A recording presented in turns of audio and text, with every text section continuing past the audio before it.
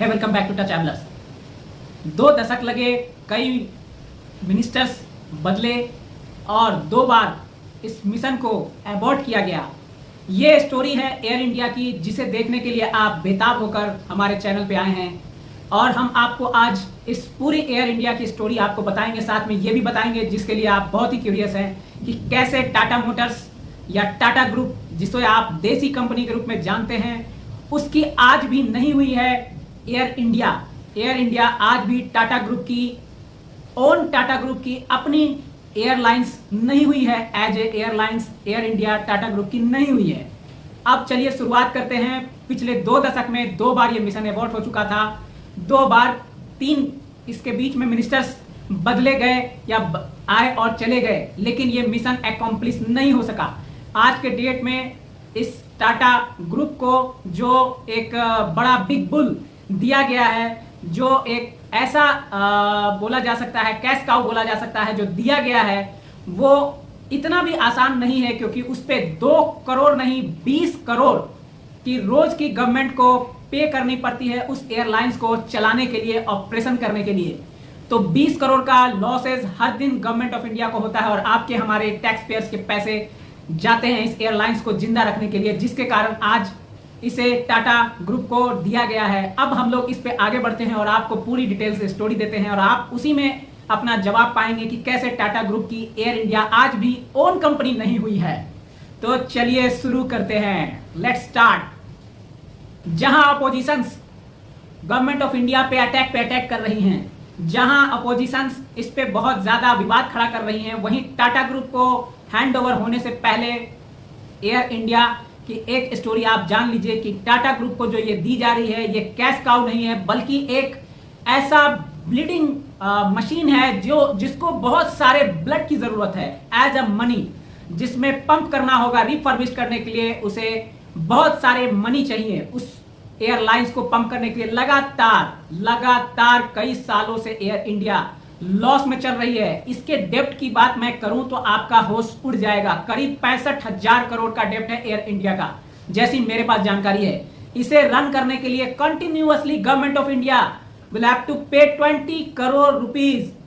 20 crore rupees they are paying on daily basis and they are paying since a long time. तो ये 20 करोड़ रुपए हर दिन air India में pump किए जाते हैं, जिसपे आप एयरलाइंस का एक 3,000-5,000 रुपए का टिकट लेकर और एयरलाइन से उड़ान भर लेते हैं। लेकिन उस एयरलाइंस को जिंदा रखने के लिए 20 करोड़ रुपए की डेली की जरूरत पड़ रही है, जिसके कारण गवर्नमेंट ऑफ इंडिया बहुत ही परेशानी में थी। इसके डेप्ट बढ़ते जा रहे थे। गवर्नमेंट ऑफ इंडिया को टैक्स पेयर्स के हार्ड अर्न मनी को इस एयरलाइंस को जिंदा रखने में, इसको ऑपरेशनल रखने में देना पड़ता था। इसके कारण इसके पहले भी जो सरकारें आई हैं, बीजेपी की गवर्नमेंट की सरकार हो, which was leaded by Atal Bihari Vajpayee, late Atal Bihari Vajpayee, honourable prime minister at that time, या फिर यूपीए गवर्नमेंट की जो सरकार थी, जो लीड करती थी कांग्रेस गवर्नमेंट के द्वारा, ये दोनों सरकारों ने इस एयरलाइन में डिसइन्वेस्टमेंट टैक्स को देकर इसे प्राइवेटाइजेशन करने का बहुत सारा प्लान किया, जिसमें एक बार की स्टोरी है कि 40% स्टेक के लिए भी बिडिंग इनवाइट की गई थी, लेकिन उसमें करीब बाहर के ही सारे प्लेयर्स, अब्रॉड के प्लेयर्स ही उसमें पार्टिसिपेट किए थे, जिसके कारण इस मिशन को उस वक्त भी अबॉर्ट करना पड़ा था। मैं कुछ नाम आपको बता देता हूं जो बिडर्स 40% स्टेक के साथ इस एयरलाइंस को टेक ओवर करना चाहते थे या हैंड में लेना चाहते थे, जिन्होंने इस बिड में पार्टिसिपेट किया था। उनका नाम इस प्रकार से है। तो इस बिड में जो फॉरेन एयरलाइंस पार्टिसिपेट की थी, उनका नाम इस प्रकार से है, जिन्होंने इसमें इंटरेस्ट दिखाया था 40% स्टेक के साथ एंटर करने का। वो थी लफासा, स्विस एयर, उसके बाद थी air France delta, British Airways, Emirates and Singapore airlines. इन्होंने इंटरेस्ट दिखाया था एयर इंडिया में, जिसमें 40% का स्टेक उन्हें लेकर इंटर करना था। लेकिन गवर्नमेंट ऑफ इंडिया की पॉलिसी ऐसी बाद में चेंज की गई, जिसके कारण इन्हें बाहर होना पड़ा, क्योंकि उसमें एक क्लॉज मेंशन किया गया, एड ऑन किया गया कि इसमें सिर्फ लोकल प्लेयर्स, यानी कि सिर्फ इंडियन प्लेयर्स ही पार्टिसिपेट कर सकते हैं, या फिर इसको हैंड ओवर या टेक ओवर कर सकते हैं, या फिर इसमें इन्वेस्टमेंट कर सकते हैं। तो ये मसला जो था उस वक्त अटल बिहारी वाजपेयी, हमारे जो प्रधानमंत्री थे, लेट अटल बिहारी वाजपेयी साहब, जिन्हें मैं अभी भी सलाम करता हूं, देश के लिए उन्होंने जो किया है, उनके द्वारा इस स्टेप को उनकी गवर्नमेंट के द्वारा लिया गया था और उससे ये बिडर्स बाहर हो गए और ये मिशन अबॉर्ट हो गया। फिर ये यूपीए गवर्नमेंट के दौरान भी इस मिशन पे काम होनी थी। 2017 में श्री अरुण जेटली, लेट अरुण जेटली साहब, जो हमारे फिनांस मिनिस्टर थे उस टाइम के, उनकी गवर्नमेंट जब थी, बीजेपी की गवर्नमेंट थी 2017 में, उस टाइम भी इसके लिए प्राइवेटाइजेशन के लिए 74% स्टेक के सेल का एक प्रपोजल आउट किया गया था, जिसमें 26% का स्टेक गवर्नमेंट का होता और 74% का जो इन्वेस्टमेंट लेकर कंपनियां आने चाहती थी उनके लिए था। लेकिन उस वक्त किसी बिडर ने डेब्ट को देखकर पार्टिसिपेट ही नहीं किया, इसके प्राइवेटाइजेशन में इंटरेस्ट ही नहीं दिखाया, जिसके कारण यह मिशन उस वक्त भी अबॉर्ट हो गया 2017 में। इसके बाद मैं एक बहुत बड़ी बात बता दूं, 2007, 2008 से ही एयर इंडिया अंडर लॉस चल रही थी। 2012 में करीब यूपीए गवर्नमेंट की सरकार थी, जो कांग्रेस लीड करती है यूपीए गवर्नमेंट, वो गवर्नमेंट की सरकार ने भी इस पे प्लान किया, इसको रीस्ट्रक्चरिंग करने का, इसके डेब्ट को और इसे रिवाइव कराने का। लेकिन उस वक्त ये प्रपोजल किसी कारण से अप्रूव नहीं हो सका और ये लगातार हर साल डेब्ट में जाती रही, जिसका डेब्ट ऑलमोस्ट हर दिन का as per report 20 crore rupees है। आज भी, आज जैसे मैं आपके सामने वीडियो दे रहा हूं, आज भी इस एयरलाइंस को ऑपरेशन करने के लिए गवर्नमेंट ने 20 करोड़ रुपीस पे किया होगा, तभी ये एयरलाइंस आज भी चल रही है, आज के डेट में भी, जिस दिन आप वीडियो देख रहे हैं उस दिन भी। इसीलिए अब गवर्नमेंट ऑफ इंडिया सबसे जल्दी इस डिसइन्वेस्टमेंट को करके एयर इंडिया को जल्द से जल्द टाटा ग्रुप को हैंडओवर करना चाहती है। लेकिन अभी भी आपके उस प्रश्न का जवाब आपके सामने नहीं आया है, जिसके लिए आप बहुत ज्यादा इच्छुक हैं। तो आगे हमारे साथ बने रहिए, हम आपको बताएंगे जरूर और आपको ये जानकारी मिलेगी जरूर।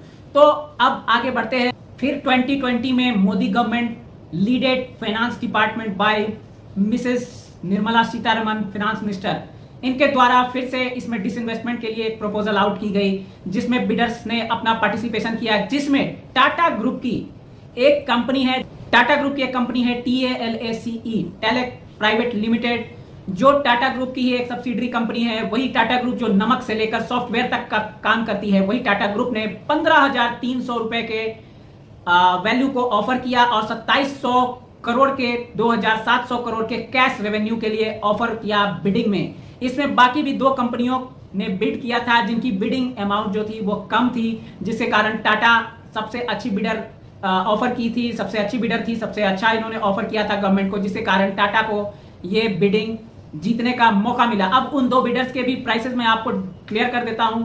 जो था करीब, जो बिडिंग में ऑफर की गई थी 15,300 करोड़ टाटा ग्रुप ने ऑफर किए, 15,100 करोड़ लीडेड बाय स्पाइस जेट जो अरुण सिंह की कंपनी है उनके द्वारा ऑफर की गई थी, जिसमें 12,900 कुछ करोड़ का बिडिंग, मिनिमम बिडिंग ऑफर जो मेंशन किया गया था, जो मिनिमम लिमिट अमाउंट था गवर्नमेंट ऑफ इंडिया के द्वारा, वो था 12,900 कुछ करोड़ का, जिसे आप राउंड फिगर में 13,000 करोड़ मान सकते हैं। तो 13,000 करोड़ का करीब bidding figure government of India ने ऑलरेडी लिमिट किया हुआ था, इससे ऊपर की ही बिडिंग होनी थी। तो इसका बेस्ट ऑफर्स टाटा ग्रुप ने 15,300 करोड़ में लिया, जो कि स्पाइस जेट से सिर्फ 200 करोड़ है ऊपर है, क्योंकि स्पाइस जेट ने 15,100 करोड़ का बिडिंग ऑफर किया था। तो अब आपको मैं एक और बात बता दूं कि जो टाटा ग्रुप की जो ये 15,300 करोड़ की जो परचेजिंग डील हुई है, ये 15,300 करोड़ ये डेप्ट वैल्यू नहीं है। टाटा ग्रुप ने जो पेमेंट की है ये डेप्ट वैल्यू नहीं है। और जो 2,700 करोड़ कैश फ्लो वो कैश दे रहे हैं, गवर्नमेंट ऑफ इंडिया को पे कर रहे हैं for taking over air India, वो कैश बैलेंस शीट है एयर इंडिया का एट प्रेजेंट, यानी कि at the time of accepting the bidding offer from the various players, उस दिन टाटा ग्रुप के कैश लॉकर में 2,700 करोड़ का कैश बैलेंस शीट में था। तो ये 2,700 करोड़ कैश में टाटा ग्रुप कैश में पे कर रही है और 15,300 करोड़ का रेवेन्यू जो है वो टाटा ग्रुप मैनेज करेगी, उसका भी वो डेप्ट जो है वो अपने ऊपर लेगी, बैंक से वो लोन लेगी 15,300 करोड़ का, जो मैनेजमेंट करेगी। अब ये पैसे जो गवर्नमेंट ऑफ इंडिया को पेमेंट किए जाएंगे, ये इसके डेप्ट में इन्वेस्टमेंट नहीं हो रहे हैं, ये तो गवर्नमेंट ऑफ इंडिया को ऑलरेडी पे करना है, जैसा मेरे पास रिपोर्ट आया है।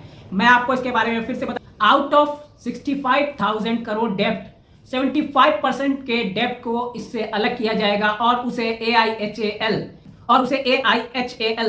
Air India assets holding private limited को ट्रांसफर किया जाएगा, जिसमें AIHAL जिसका पेमेंट करना है गवर्नमेंट ऑफ इंडिया को 16,000 करोड़ रुपए for the unpaid bills of Air India, जो कि फ्यूल बिल्स हैं, इलेक्ट्रिसिटी बिल्स हैं और भी मेनी टाइप ऑफ बिल्स हैं, वो एयर इंडिया के इस होल्डिंग एसेट्स कंपनी को पेमेंट होनी है, ताकि उसके जो अनपेड ड्यूज हैं वो बहुत हद तक क्लियर हो सके। इसके बाद ही ये हैंडओवर जो है किया जाएगा टाटा ग्रुप को। इसमें एक और पेज एक जगह आता है जो टाटा ग्रुप के लिए है, जिसके बारे में आप बहुत देर से इन्वेस्टमेंट पे ध्यान लगाए बैठे थे कि मामला क्या है, जिससे टाटा ग्रुप की ओन कंपनी अभी भी नहीं हुई है एयर इंडिया। तो ये टाटा ग्रुप को सिर्फ 2 साल के लिए ऑपरेशनल के रूप में दी गई है for operating Air India, not it is sale to Tata group. आप सोचिए जिसके ऊपर 65,000 करोड़ का डेप्ट है उसे 15,000 करोड़ में कैसे गवर्नमेंट ऑफ इंडिया दे सकती है। तो इसका ऑपरेशन से दिया गया है टाटा ग्रुप को मैनेजमेंट करने के लिए 2 साल के लिए। अब टाटा ग्रुप इसे रिफर्बिश करके चलाएगी और अपना सक्सेस दिखाएगी, तो फिर फर्दर हो सकता है 2 साल के बाद रिकंसीडर किया जाए और इसे फिर लीज ऑन किया जाए, लेकिन अभी ऐसा नहीं है। और इवन टाटा ग्रुप को एयर इंडिया के कई सारे कोर एसेट्स को भी नहीं दिया जा रहा है, जिसमें वसंत कुंज के हाउसिंग कॉलोनी है जो स्टाफ के लिए बनाए गए हैं, और एयर इंडिया बिल्डिंग है निर्माण पॉइंट मुंबई में, और एयर इंडिया की जो बिल्डिंग है न्यू दिल्ली में। ये सारे कोर एसेट्स को टाटा ग्रुप को नहीं दिया जा रहा है। तो यही मेन पॉइंट है आपके लिए जिसको आप जानने के लिए बहुत बेताब थे। स्टिल टाटा ग्रुप के पास एयर इंडिया जा रही है, लेकिन ये उनकी अपनी कंपनी नहीं है। उन्होंने इसका अधिग्रहण किया है। आप समझ सकते हैं ना, एक्विजिशन के रूप में एक अधिग्रहण है, एक ऑपरेशनल पावर उनको दिया जा रहा है for the period of 2 years। They will have to perform, और उनको अपना परफॉर्मेंस टाटा ग्रुप को, एयर इंडिया को कैसे वो फ्लरिश करेंगे वर्ल्ड लेवल पर, इंडिया लेवल पर, और इसे डेप्थ से बाहर निकालेंगे और इसको प्रॉफिटेबल एयरलाइंस में कन्वर्ट करेंगे, ये देखने वाली बात होगी। और इसी के लिए इन्हें ये हैंडओवर किया जा रहा है। और भी कुछ सीक्रेट बातें हैं, अगर आप वीडियो में कंटिन्यू करेंगे तो आपको जरूर मैं बताने जा रहा हूं और आप जानकारी लेंगे। टाटा ग्रुप को 141 एयरलाइंस एयरप्लेन्स हैंडओवर की जानी है, जिसमें से 42 जो है वो लीज्ड है और 99 जो है ओन्ड है, यानी कि 42 लीज्ड और 99 अपनी। लेकिन इस डील की एक बड़ी खास बात यह है कि कुल 141 जो जेट्स हैं, यानी कि आपकी भाषा में बोले फ्लाइट्स हैं, जो एयरलाइंस है, जो एयरक्राफ्ट है, उन सबको बड़े मेंटेनेंस की जरूरत है। तो टाटा ग्रुप को सबसे पहले इन सब चीजों पे ध्यान देना है। हैंडओवर लेने के बाद उन्हें इन एयरलाइंस के इंजन के, इनके बाकी जो मेंटेनेंस है उस पर बहुत ज्यादा एक्सपेंडिचर आने वाला है। इसीलिए मैंने बोला था ये एक ब्लडेड एयरलाइन कंपनी है जिसपे 20 करोड़ रुपए रोज government of India hard earn taxpayers की मनी बहाती है, तब ये एयरलाइन चल रही है। ऐसे भी एयरलाइंस इंडस्ट्री जो है वो एक बहुत ह्यूज इन्वेस्टमेंट की इंडस्ट्री है और साथ ही बहुत ही नॉन प्रॉफिटेबल इंडस्ट्री है एज पर एक्सपर्ट्स एनालिसिस, क्योंकि इस एयरलाइंस के रनिंग कॉस्ट में 40% जो कॉस्टेज आता है वो सिर्फ फ्यूल का आता है। मतलब 100 रुपए में 40 रुपए का कॉस्ट एयरलाइंस कंपनियों का फ्यूल पे जाता है। अब 60% जो 60 रुपीज बचती है उसमें एयरलाइंस के मेंटेनेंस है, स्टाफ पेमेंट है, एयरपोर्ट टैक्सेस हैं, ये है वो है, इस तरह के बहुत सारे खर्चे होते हैं। तो आप समझ सकते हैं कि कितनी प्रॉफिटेबल है एयरलाइंस। इसीलिए एयरलाइंस इंडस्ट्री में मैक्सिमम कंपनियां सर्वाइव नहीं करती हैं। आज देखा होगा एयरलाइंस इंडस्ट्रीज का कि कई कंपनियों ने एयरलाइंस के सेक्टर को छोड़ा है और क्विट किया है इस इंडस्ट्री से। The main reason behind it कि ये कंपनी इतनी प्रॉफिटेबल नहीं है जितनी बड़ी ये इंडस्ट्री है।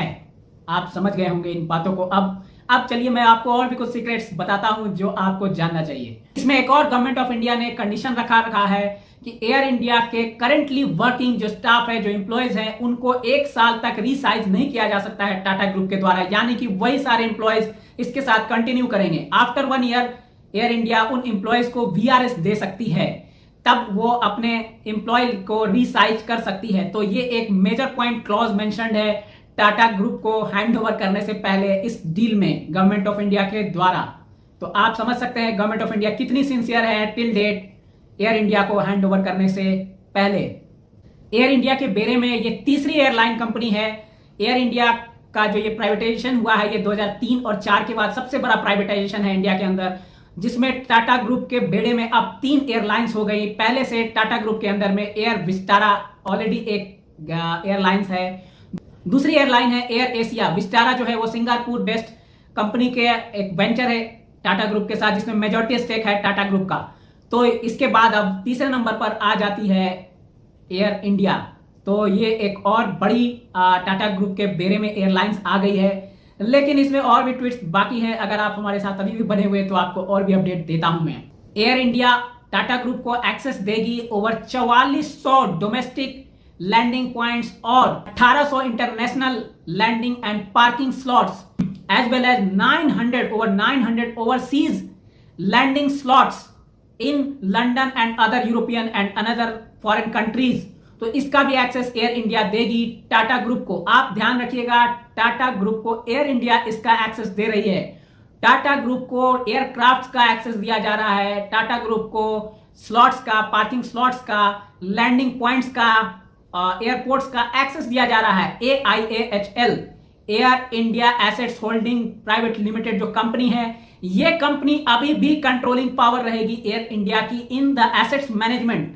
तो एसेट्स मैनेजमेंट का काम एयर इंडिया का AIAHL ही देखेगी। तो आप समझ सकते हैं टाटा ग्रुप ऑपरेशनल पावर ले रही है सिर्फ। यही आपके प्रश्नों का जवाब है।